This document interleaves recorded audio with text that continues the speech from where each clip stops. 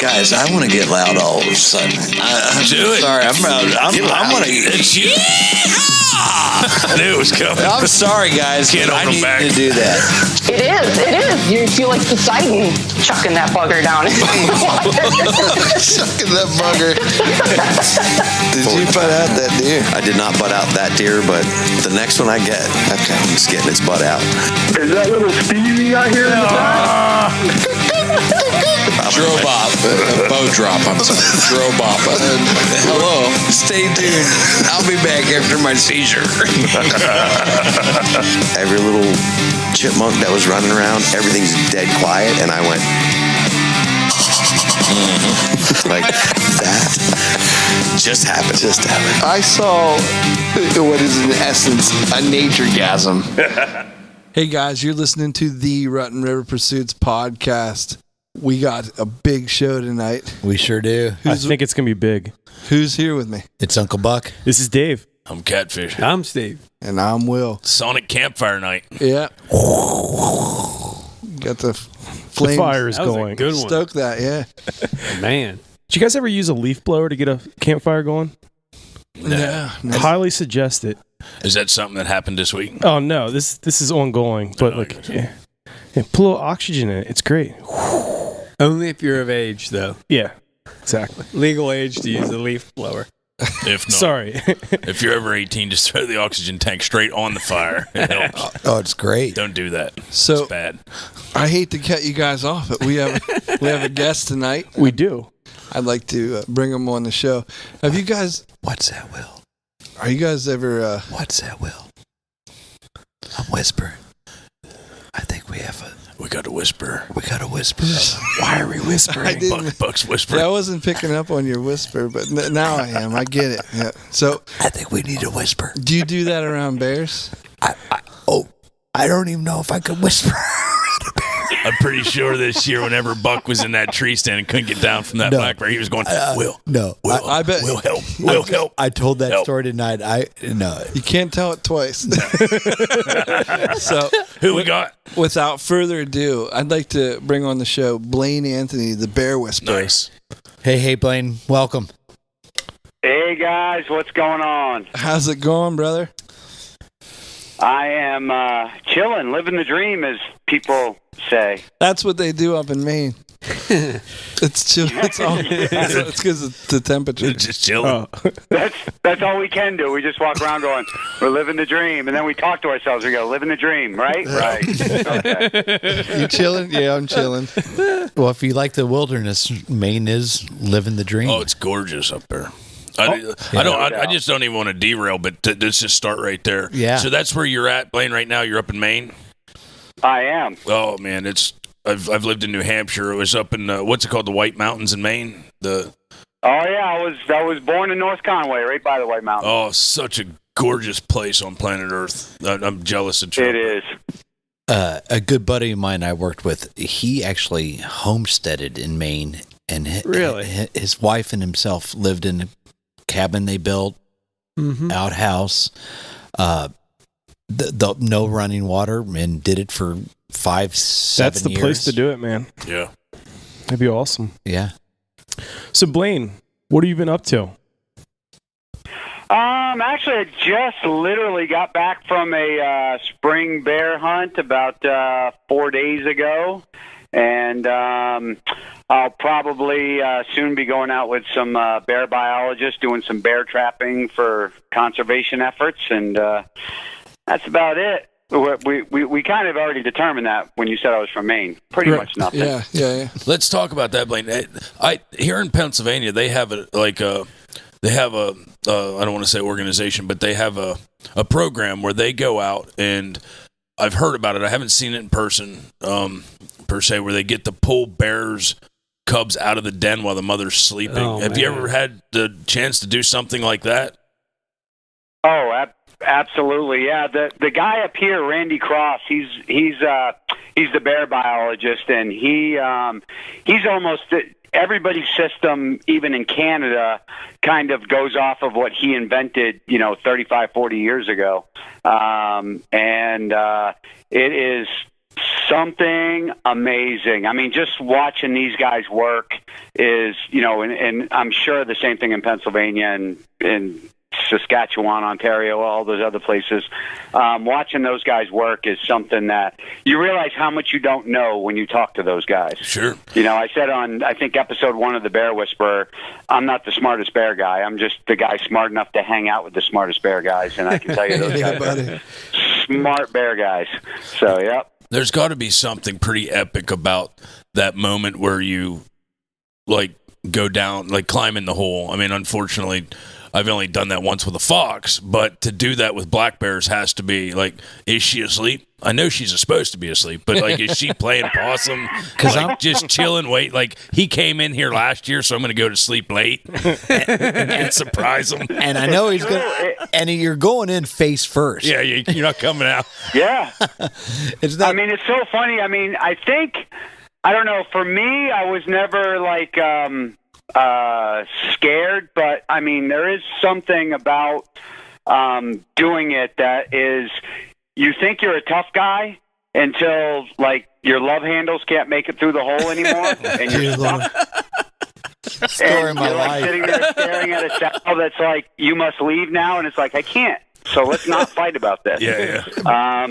So yeah, it's pretty intense. I unfortunately don't get that opportunity very often. But I mean, there's this woman,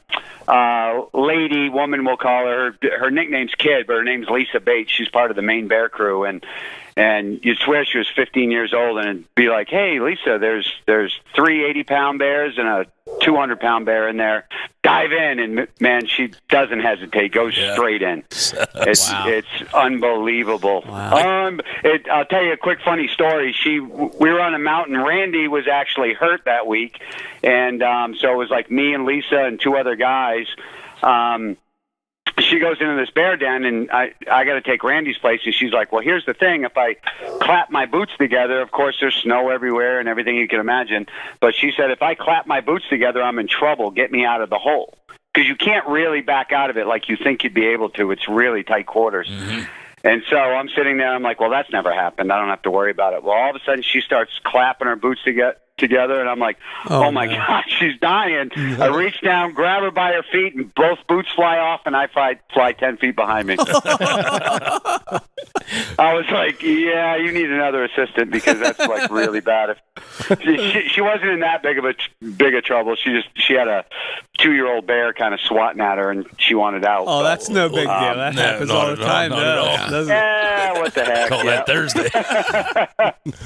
I just can't imagine what goes through a cub's mind when it's new like that, and it's with its mom. It's all warm and cozy. Mom's sleeping. We're chilling. We're hanging out, and then just all of a sudden, what? The first thing they see in life that's awake is Blaine's face Blaine popping Anthony. down in the hole, going, "Oh, good morning, boys and girls. We're going to go to school this morning. Come on out here in the daylight." Yeah, that's what every bear attack you ever see on TV is my fault, because the first thing I ever seen was my face. They have flashbacks of when they were babies. Exactly. Yeah. So what are they looking for when they're entering the den, pulling out cubs? They're going to be doing this for science. It's not just for kicks. It's not a bunch of rednecks just willy-nilly seeing a bear den and going in. They're pulling it out. What are they looking for science? Easy, Deke. Yeah. Ease up on the redneck talk there. I'm just saying that you can. If My kin are rednecks. if we rednecks can go bear noodling just for fun, what's the big deal? Is that what we're calling it nowadays? That's exactly what it's like. Yeah, it's absolutely science. And if you spent a week with them, if you spent a week with a bear biologist, you would realize that it's awesome for me to say, hey, I'm literally in hell because I have to get up at 5 a.m. to go meet them there. They got to live in some pretty horrible quarters, and their days are long. They got to be expert snowmobilers. They got to be. I mean, it's just unbelievable. For me, honestly, the pure torture these guys go through every day for the 5 minutes of awesomeness they get to hold a cub. Yeah. But it's absolute science. Everything they do when you're there, it's all business. I mean, they pull the sow out. They pull the cubs out. They weigh the sow. They check her fur. They check her weight. Now, keep in mind that a lot of these, I think they went to a den this year and pulled a 29-year-old sow out. No, they that didn't. Randy's been. That Randy's been handling since it was a cub. What? That's awesome. Yeah, I mean, absolutely insane. So, he's got a good idea of what that bear should weigh, what her coat should look like. There's so much stuff that goes into it. They weigh the cubs. They don't do much to like the baby cubs, and I'm going to say the 5 to 13 pound true baby cubs. They just stick ear tags in them. Because honestly, so many of them don't make the winter. Really? That they'd lose so many GPS collars, it'd be unreal. It's year 2 when they go back in. Those same cubs are still with the same sows, and that's when they put the GPS collars on the females and kind of get where they walk, what they're doing, and then that's the first year that female has a collar on it, and then. That's when they name it and do all that cool stuff. But it's all science. I mean, literally a biologist could tell you, whether it be Pennsylvania or Maine, they can tell you how well the bear got to feed right before it, went into the den. They could tell you, they take a hair sample, they tattoo the inside of lips so that if a male gets shot, they know when they took that out of a den. And I mean, That's crazy. It is. It's absolute. Us hunters truly owe them a great debt because they know how many bears are out there, and they know how many bears need to be harvested to keep the population in check so they're not in everybody's garbage cans.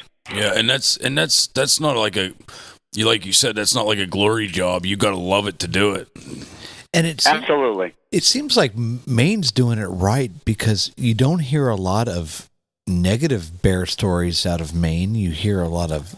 Well, the population's good. Yeah. Yeah, that's relative. I mean, coming down the PA, you're not. I don't know if Blaine might be able to tell a different story. But I don't think we have good necessarily control. I think our bears are. Oh no, we do a good job in Pennsylvania. The problem in Pennsylvania is we're not Maine. We don't have the habitat. We don't have the space that Maine has. And a lot there's a lot more development. Our in encroachment, yeah, exactly. The encroachment, I guess, is where I'm. A lot of the people. I mean, if you lived in Maine, I would imagine a lot of people stay in Maine. Not too many people are relocating to Maine and not used to bears compared to. Yeah. Here, if a bear shows up in Harrisburg, people are making phone calls. Yeah, exactly. Yeah. We got some. Yeah, it's on the news. We got some trophy amazing black bears in Pennsylvania, like where we went to Soda's Point. When you drive through upper state Pennsylvania, there's some really good numbers of black bears and some really healthy populations. We don't see it of where we live in Harrisburg area. That's out east, where my sister lives. They have bear all the time. But so. I hunted Maine one time. One of the things I was most impressed with was in size of the flies. The ones that carried him to his the squirrels. No, I want to say squirrels. The thing that I was most impressed with, and like to your point of going out and doing something very passionately in the name of science, your habitat alone, like. It's not like Big Woods, PA. Like it's like literally shades of darkness as you go into the woods. Like the foliage is so thick the sun can't get to the ground. Yeah, wow. That's what I was trying to say. Yeah, it's so thick there, and then you have the bogs and the ponds and it's habitat overload. Bear paradise. Yeah, I would. Yeah, right. Yep. For sure. So I like that. I think it's a classic argument of like, why does Maine get to hunt over bait and right. Some of the things that you guys get to do that we don't get to do. You wouldn't kill bear, you wouldn't see bear if you didn't have a way to. And to your point, and somewhat to Buck's point, like most of the people in the eastern United States, one of the first things you think of when somebody says Maine is black bears. Like So they must be doing that good of a job because it pops right in your head. Black bear. As soon as you hear Maine, Yeah. it's for people that live out of state, Blaine. That's one of the first things we think of. That's because you can't find a deer up here. That's why. I have my old boss used to hunt. Him and his buddies have a cabin up there, and he would tell me stories. They would go every week to Maine, deer camp. Guys hang out, and Sure. They would hunt all week. And in the 20 years that they've been going up there, my boss killed one massive 10-point, and it was because he literally sat down to take a break on a tram road, and the thing walked out and stopped. But he said he killed 3 deer there in 20 years. But the deer you see are huge, huge deer. Is that true? Yeah, we got monster deer. There's no question. Yeah. They're just not numbers of deer. No, there's no. When I used to guide the, clients used to call and they'd go, "How much is it for to come up for a week in deer hunt?" And I'd say $500. Yeah. And they'd go, $500? Well, why so cheap? I'm like, because you're not going to see a deer. Yeah. I mean, you're coming up on a hunting trip. That being said, I could show three of them a buck. If I took 20 people hunting, and out of those 20, 10 of them would see nothing. Right. So it's a super tough hunt. That being said, a deer I shot back in, I think it was 2006. I mean, he field dressed. After he was gutted out, weighed. He was 264. Whoa. Tank. We call them tanks. I mean, our deer are That's big, a small elk. big. Oh man. So I didn't know that about you. So let me do this podcast a solid and back up. Yeah. Let's take 2 steps back and tell me more about, for people that don't know who Blaine is, tell me more about Blaine. How did you grow up? Where did you grow up? What was your passions that got you into this? Wherever you want to head to that. But say I don't know anything about it. It's going to be a long story. Well, I'm going to try to make it as short as I can. Go ahead. You got 32 seconds. Go ahead. Okay. All right. Perfect. It's funny because I was a military brat, so I traveled everywhere. But none of those places I traveled, my dad was kind of like one of those, I don't know, I'm going to say CIA type guy, so he never really wore a uniform to work. But, I lived everywhere from Okinawa, Japan to, Monterey, California to just, a ton of different places. I wasn't one of these guys that, my granddaddy taught me how to hunt when I was 10 and, all that stuff just never happened to me. I mean, I literally, made my own way since I was 15 years old, but my own way was in, Annapolis, Maryland, and New Jersey. So, and I did not hunt. I couldn't figure out what you guys were doing. Yeah. It's like, who would want to kill one of them pretty deer? That's stupid. Well, that's because you didn't have off for school. That's why. Exactly. So I was probably living in Maine for a month, and at the time, my girlfriend's brother said, "Hey, come over to my house. We're playing Texas Hold'em." I go, "Oh, you guys are in trouble."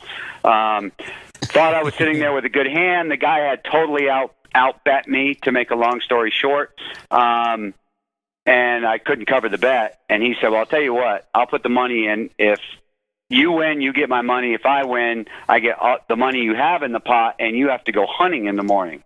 And I'm like, "Dude, I am so gonna take your money." At the time, I thought that. Well, needless to say, he won that hand, and I had to go hunting in the morning. I've shot guns, always been a big Second Amendment advocate no matter where I was at, but the hunting I just couldn't figure out. Went hunting in the morning, long story short, deer came across the ridge, I shot one, ran towards me, dropped dead. And at the time, I owned 2 computer stores, one in Waterville, Maine, one in Skowhegan, Maine. And when that deer dropped dead, my buddy come running down the hill. He's like, "Dude, that's so awesome." And I'm like going, and he goes, "What do you think?" And I looked him straight in the face, and I said, "I'm going to figure out a way to do this for a living." That's cool. And I think at that time, that was the first animal I had ever harvested, and I think at that time I was 24, probably 25. And so I don't have that normal story. Most of these, let's quote unquote hunting show guys, which there's no famous people in this industry. We're all just hunters with cameras. But starting that day, I probably hunted more that first year after I had killed that deer than anybody I know had hunted in 10 years. I just made it my life. I got my guide's license. I started guiding, and then I watched the Sportsman's Channel one day and went, holy cow, these guys suck. And I could do so much better of a job, which turns out I couldn't have. I had the worst show on television back in 2002, I promise.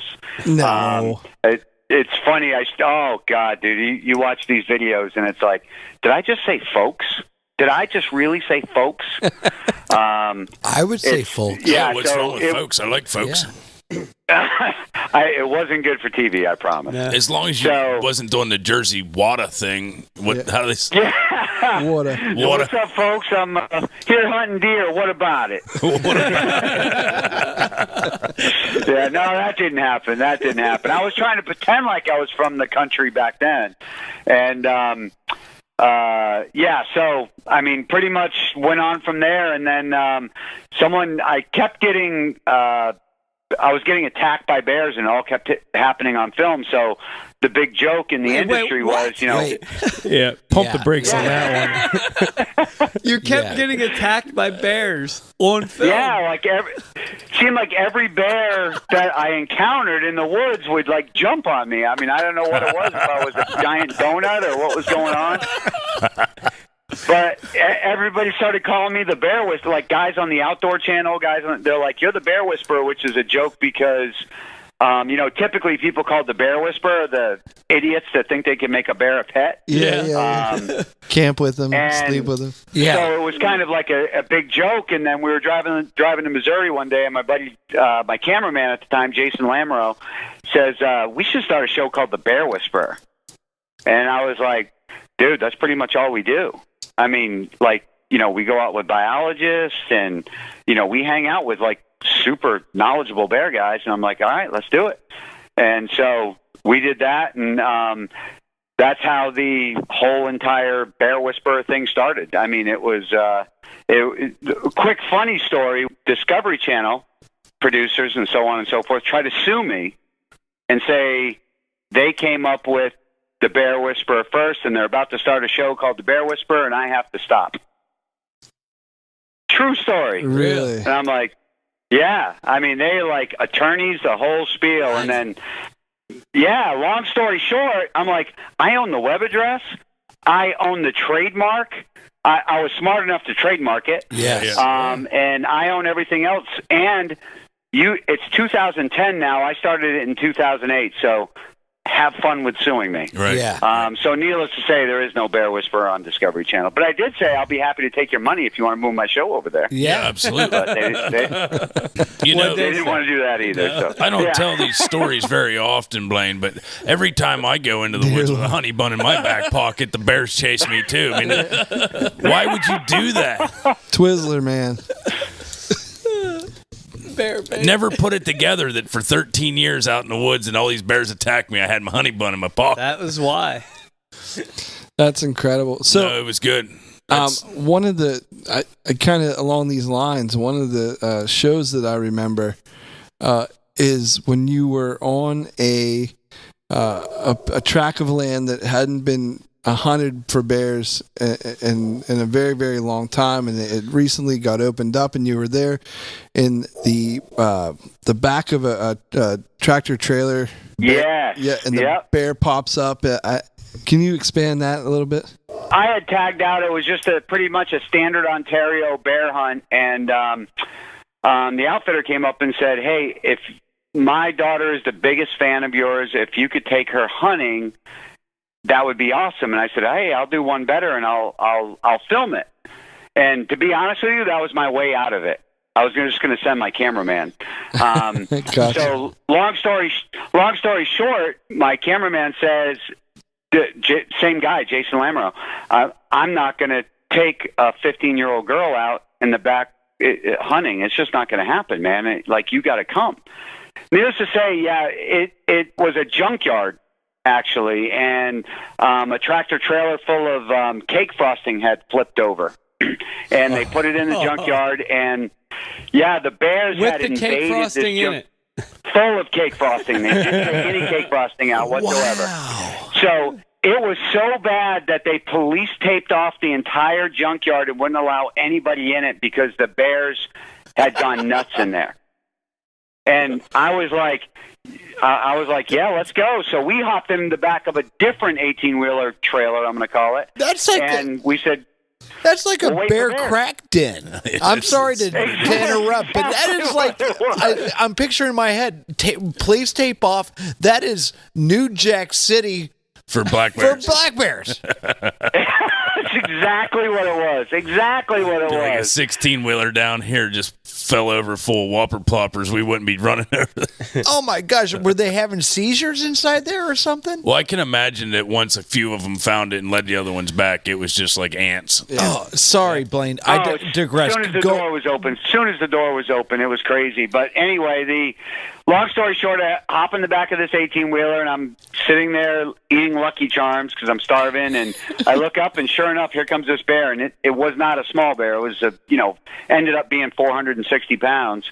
And it's walking down this junkyard. I'm going, you got to be kidding me. So I hide behind the tractor trailer door, and this bear's snapping. He's growling. He's doing all the signs of two bears about to fight. So I'm like, there's another bear here. So he walks right underneath our trailer, and I'm looking for the other bear. I can't find him. Sure enough, he's not snapping at the other bear. He smells us. And so I'm like, oh, my gosh, I don't know what to do. Long story short, he lifts his head up into the back of this 18-wheeler trailer. I'm standing literally 2 feet from him. He looks at me. He looks at the girl. The only thing going through my mind is I got to protect the girl. Yeah. And then I look down, and he puts his back paw on the back bumper like he's climbed up here 1,000 times. And so I turn to look at the girl's name was Marty. I turn around and look at Marty and literally say, I'm ready to say, when I grab this bear and roll him out of here, you guys run. Because it was going to be a Tim Treadwell story about, the grizzly bear that killed everybody. Yeah. And, so when I turn around and look at her, she's at full draw. Her eyes are as big as golf balls, and tears are pouring down her face. And you can hear it on camera. I go, Marty, shoot the bear. And I just took 2 steps back, and she let the arrow release and hit it right in the chest. The bear fell off the back of the trailer and ran into the woods. Wow. But it was an insane day. I was hopping around I'll never with that forget girl it. in the Sounds trailer like a like I heart was attack. 8. Yeah. Yeah, exactly. I told her. I mean, in the car, actually, I think it's on film. It was on the show. I said, it's pretty much all downhill from here. Nothing will ever be more exciting than that. I'll never forget it was pretty cool. How old is that girl? She was 15 at the time, yeah. Dang. Wow. And Like she's now like Uma Thurman. I don't know what that means. But when I saw that bear Kill pop Bill. up, my heart sunk. How long ago was this story? I didn't see that. I didn't. It was see on. that It was episode. on an episode. I just don't didn't see know what that season episode. that was. God. Yeah, you can go to. Oh, here comes a plug. You ready for this? You can edit this out. No. Plug away. It's the Outdoor Adventure Network. It's OAN TV.com. OANTV.com. And every episode of the Bear Whisperer is on there. And actually, the shows get aired on that network before it even gets aired on the Pursuit channel. So Wow, awesome. you can go to that's good to know. OANTV.com and watch that entire episode. It's something to behold because you tell the story and people go, yeah, right. Then they watch it and they go, holy cow, Yeah. that happened exactly the way he said it did. I'm actually kind of happy I didn't see it because it was a good story for me to hear first. Now I want to go watch it. Yeah. What was your cameraman thinking at that time? Like, how do you maintain composure filming I this? got to be honest, I don't know because Jason, if you're listening, I love you, brother. But he did not love the fact that I was trying to get as close as I could to bears all the time. Yeah. And I can't believe he kept the camera rolling. To be completely honest, we were buffalo hunting one time, and this like $3,000 3,000-pound buffalo. It was way more than $3,000. 3,000-pound buffalo. I had shot another buffalo in like they call it the herd buffalo, I guess, and it's like 3,000 pounds. It had stopped like 10 feet from us and was stomping its feet and blowing out its nose. You could feel the ground vibrating, the whole thing. And all I had was a bow. And I'm like, after he eventually walked off, I turned around and looked at him. I was like, dude, that's so epic. We got that on film. That's going to be killer. You know, fair chase buffalo, the whole thing. And he's like, you didn't think I was really going to move to hit the record button, did you? Like, true story. Oh, no. he was petrified. So, and then we were calling bears one time, and this bear probably came, I don't know, 6-7 yards from us, and stepped up on a rock, and all of his like claws came out like Freddy Krueger. Same exact situation. You can hear him in the background. I can't use the swear words, but he was going, I don't get paid enough for this. I'm out. I'm never doing another hunt. Because the bear was looking for us because I was calling him. But, yeah, so the fact that he never paused on that hunt was absolutely amazing. I wish that I could have seen some of the life through your eyes. I mean, TV's one thing, but to live a life like you have and to feel it and to be in the outdoors, to see it and live it, that's really awesome. That you've had quite a run, boss. I absolutely love the outdoors. I do these outdoor, I call them outdoor film schools. I do these outdoor film schools, and I tell everybody, like, you have to love this because you can make so much more money selling cars. Absolutely. Well, I mean, that's if that's not the motto of this story, I mean, you know, being a horrible poker player couldn't possibly hurt nothing either. I can't make money playing poker. I can't flip Big Macs. I gotta be in the outdoor industry. I gotta be a knuckle dragger. Blaine, I hate to ask you, but what do you do for excitement in your life? That's pretty much it, man. I mean, it's a you know, I own Nature Productions, which is an outdoor production. We actually produce 16 television shows from Outdoor Channel, Sportsman's Channel, Discovery Channel, and Pursuit Channel. So wow, that's actually my day job. That's how I make money. TV's kind of you have to love it. And here's the thing, I tell everybody, at the end of the day, you've got to love television and cameras. If you love hunting, just hunt, brother, because I am telling you, television has nothing to do with hunting. Nothing. Right. It's smoke and mirrors. Mm-hmm. You know what I mean? It's the best hunters I know are not on television, period. No. I mean, like, period. Yes. So Amen. TV's awesome. I wouldn't change it for the world, but it's like racing cars. You know what I mean? You collect $400 to buy $1,000 tires. It's kind of the same exact situation. So it's a passion. TV's I think a niche in itself because, you know, great hunters typically, you know, the Chuck Adams of the world, you know, the guy never had an inspiration to be on TV, became famous, but he's a great hunter. He's not a great TV guy. I think a lot of what TV does, though, Blaine, was actually just give a lot of these guys the opportunity to hunt places they never could have before. You know, like that's exactly what it is, yeah. Right? I mean, I went to Ireland and hunted red stag and fallow deer. In my real life, I could have never done that. Yeah. In a million years, right? I mean, it's because of television I was able to do such a thing. So, yeah, you're absolutely right. Tell me more about those red stag and those fallow deer there, because I was there. I was lucky enough to be in Ireland in the Ring of Kerry area. I believe it was Killarney Castle, and they had some incredible European mounts in there. And they said that those deer were extinct now in Europe, and they had incredible racks. But then they said that the red stag were their bigger than elk. I mean, they were like almost like the Ice Age version of an elk. But tell me more about this Ireland experience. Yeah, that was I could tell you some funny stories, but I mean, as far as the hunting goes, you know, Ireland is actually one of the few places you can go and still hunt a true red stag. I'm just going to say there's some other countries that you're hunting red stag, but they've been bred with literally North American elk to get the bodies bigger. So those critters are actually called F1s. They're not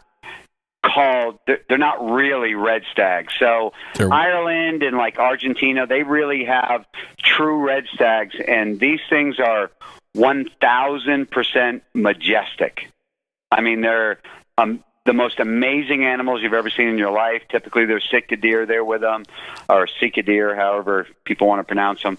But I got to tell you, it was definitely one of the most killer trips I've ever been on. Really? Yeah, the mountains, the people, generally the people were just exact. The cabin we stayed in had like a big shamrock on it. I mean, it was literally like storybook cool. Yeah. I mean, it really was. I'm so glad that we made this connection to have you come on the show. At Spring Bear, in a lot of places, Pennsylvania is not one of those, and Maine is not one of those. Is that correct? No, there is some in Maine. The Indian lands, they do some spring bear hunting up here. Matagamon Wilderness Camps is just an outfitter that comes to mind. I know they do spring bear hunting on Indian land, so there is some spring bear hunting up here, without a doubt. How far away are you from the Canadian border? I can hit Canada in about an hour and a half. Yeah, so you're pretty far up there. Yeah. Yep.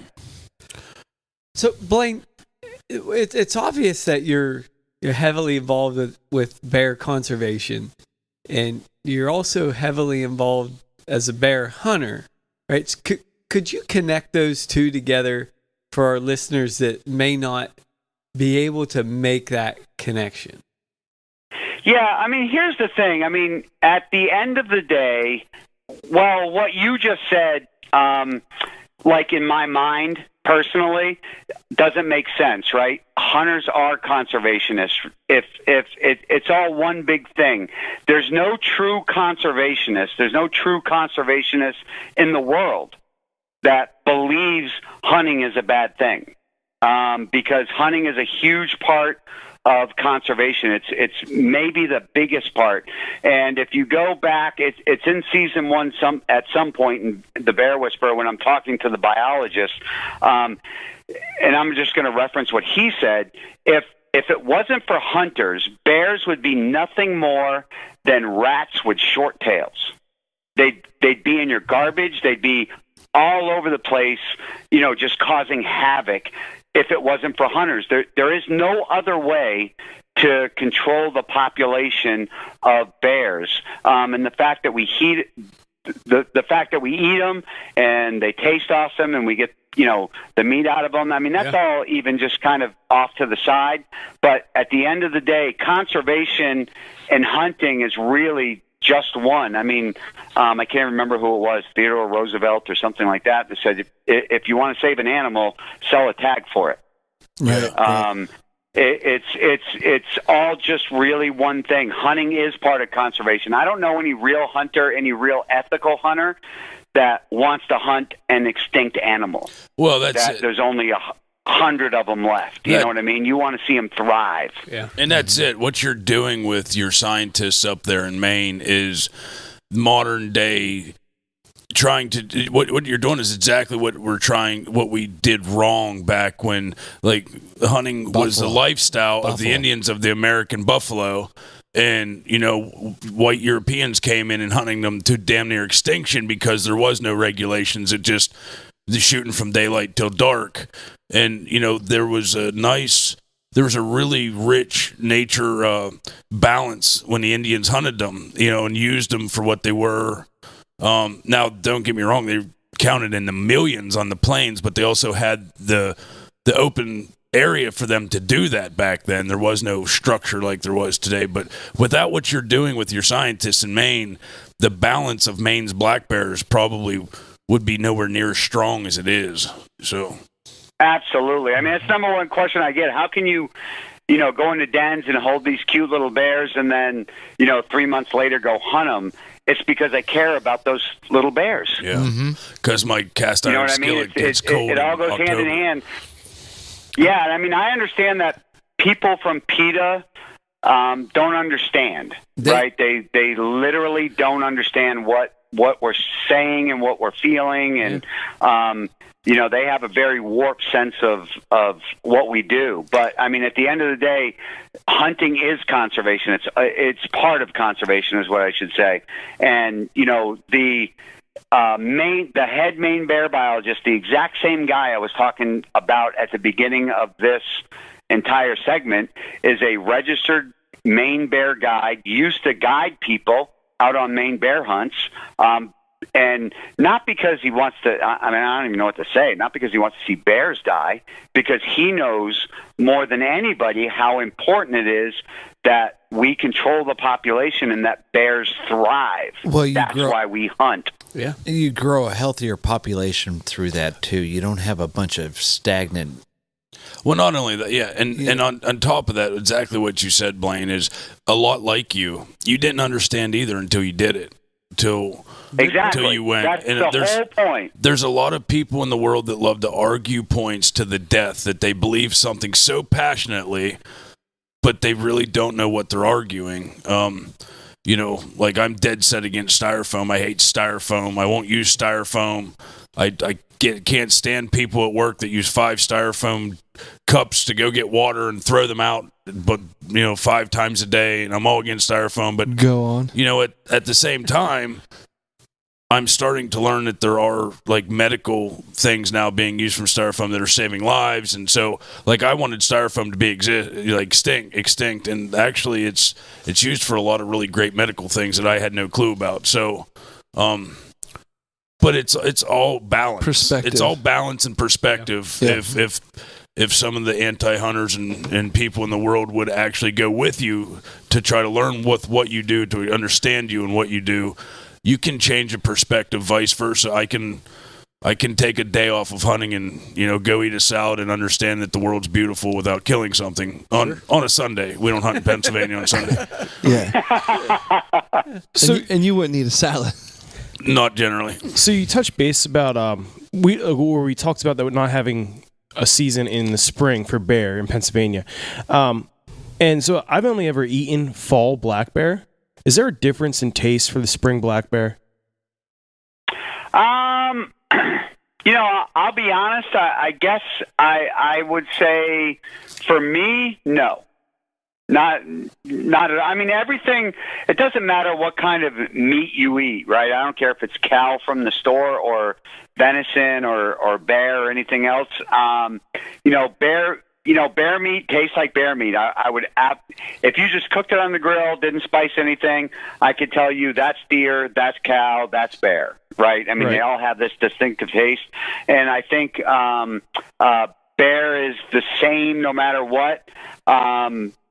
That being said, if you kill a fall bear, or I should say harvest, be politically correct. If you harvest a fall bear, it's definitely got a lot more fat to it. It's definitely got a lot more grease to it. If somebody eats bear and says, I hate it, it's because it just wasn't cooked right, like anything else. Right. Yeah. Right? I mean, we have the advantage to say, oh, no, cow's perfect every time. No, cow's not perfect every time. It's perfect every time because professional butchers butcher that cow so it tastes perfect every time. And bear and deer and everything else is the exact same way. But yeah, I'd say there's no taste difference, to me anyway. I mean, you'll get people that I'm sure argue the point, but I mean, to me, it tastes exactly the same. Awesome. Good to know. We're running up on time, Blaine, and I have like 200 or 300 more questions, but I want to ask at least one more. So, is there a time in your life where you would have, say, I'd normally like to ask about a bucket hunt, like something that you would love to do you haven't done yet, but I'm going to more specifically ask, like, would you like to go to some like really crazy like northern fly in Russia to see, or have you maybe, I don't know, to like hunt northern brown bear like that? I think that would be killer. I mean, definitely number one on my bucket list is the whole Kodiak bear thing, probably grizzly bear thing. An advantage of TV is that you don't have to pay for most of the things that you do. Especially when you've been on TV, I think this is my 17th year, but, when you get to that year 10, a lot of people know who you are. They'll give you a free hunt just for the advertising. Right. Grizzly bear or brown bear, that is not the case. Those guys are booked 100%. There's no reason for them to give you a free hunt because their phone's going to ring anyway, because there's so few of those hunts available. Yeah. And they're, a good one's $20,000. Yeah. So no, I was thinking more along the lines of just stealing a helicopter, picking up Carrie Zelka, flying to Russia, because that's her dream hunt. You're going to push me to say it, so I'm just going to go ahead and say it. Yeah. Yes, absolutely. I would love to do that hunt. And we're going.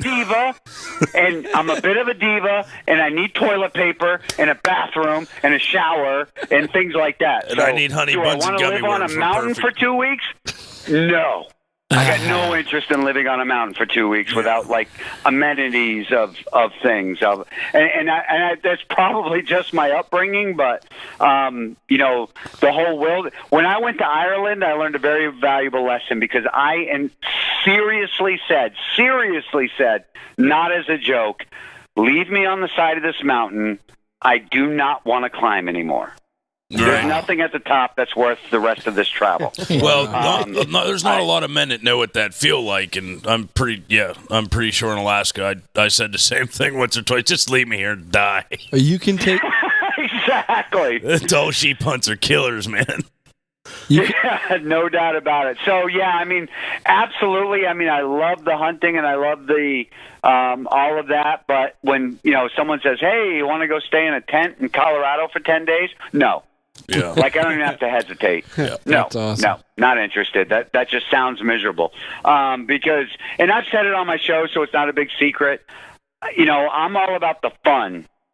You know what I mean? Right, I right. really am. I think, if anybody's that's listening to this, you are not too old. Yeah. You know what I mean? I literally started my first day when I was, in my mid-20s.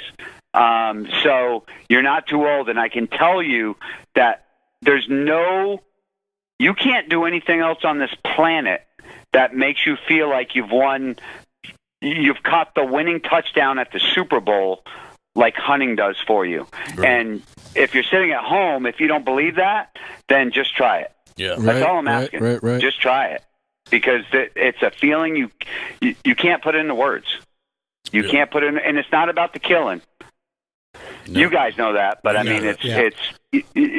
that's what they think. It's about the killing. It's not because you killed an animal, because it's about the experience and the hunt, and that's what I'm all about, and the fun and the camaraderie. How long have we known each other? For an hour? Yeah. Yep.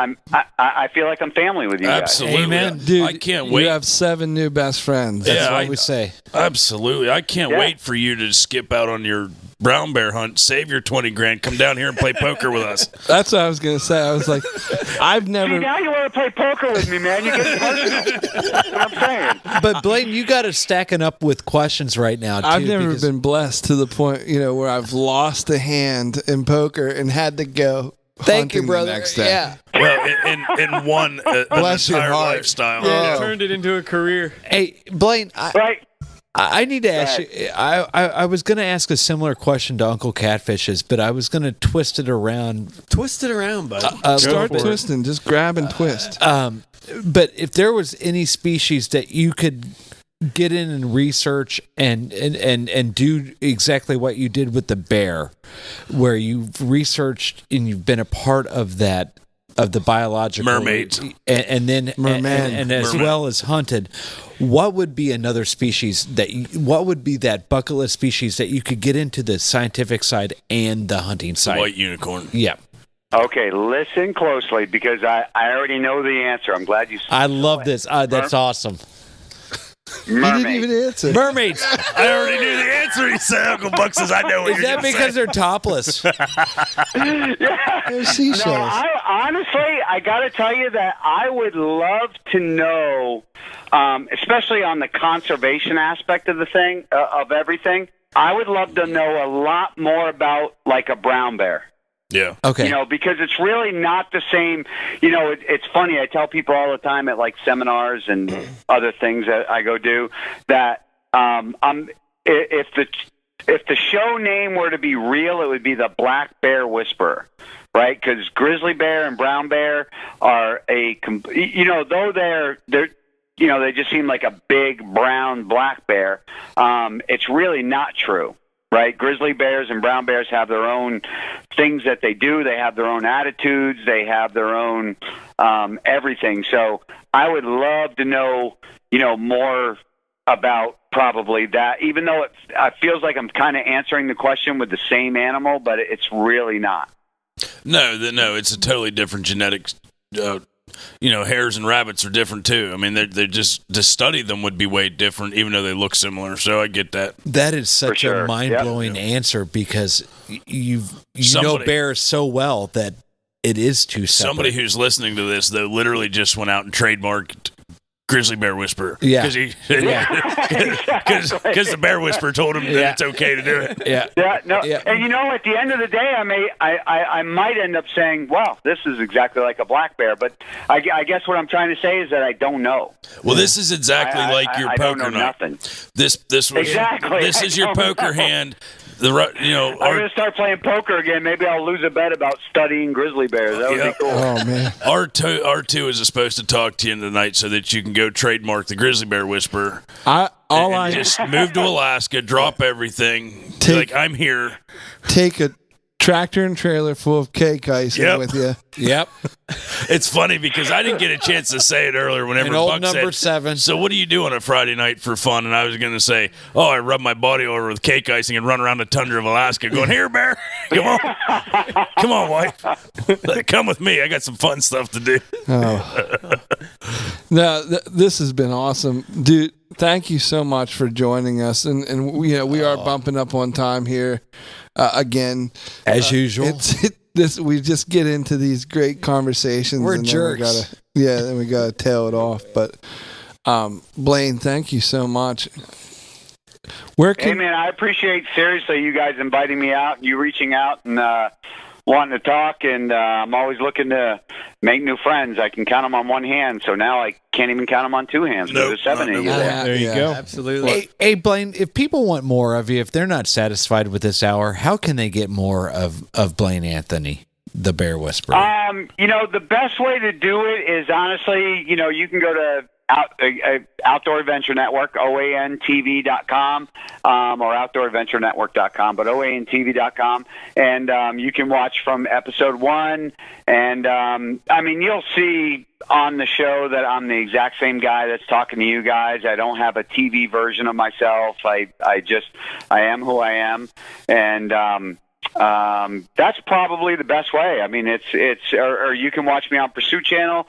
I think right now I'm on Thursday nights at 8:30, Sundays at 11, and for all the West Coast people that are listening to you, it's midnight East Coast, so it's like 9 or 10 o'clock on the West Coast on the Pursuit Channel, and probably the greatest outdoor network I've done business with, and I've done business with them all. Trust me when I tell you. How about How about Facebook or Instagram? Any of those handles? Yep. You can go to Facebook.com. I think it's The Bear Whisperer. But you can just obviously search The Bear Whisperer and I'll pop up there. There's a few others that call themselves The Bear Whisperer, but I'm the only one that counts. There's only one Blaine Anthony. No, I totally get that. There's a lot of catfishes in the world. That's true. I watch one on MTV, just so you know. I feel so bad for that. Always bet on black. You know what? If you were to be playing roulette that night, your life, maybe you've been studying sharks. Yeah. Yeah. Shark Whisperer. I'd be the Shark Whisperer. Awesome. Well, thank you so much, Blaine. Guys, Blaine. where can they find us? You can find us at rutandriverpursuit.com. You can also search any social media outlet for Rut and River Pursuit. You can look us up on YouTube at Rut and River Pursuit Podcast. Download any podcast app and search Rut and River Pursuit. Download all of our weekly episodes. Give us a review. Yeah, appreciate that. Yep, absolutely. Instagram, That's a big Facebook. help. Yeah. Thank you. Awesome. I'd like to say one last thing. Yeah, man. Yeah, man. It's Rut and River. Yes. Correct. R-U-T. See, you guys say it so fast that it sounds like Rut and River Pursuits. Right. So I'm just giving the viewers a hand there, the listeners, because you guys say it so fast that I want to make sure they get the full. Yeah. Definitely. Good point. Yeah. R-U-T and River? Yeah.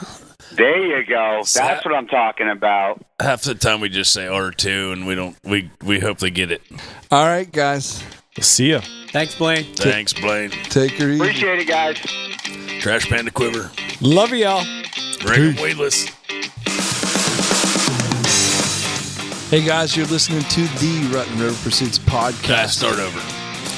How's it feel? I didn't like that.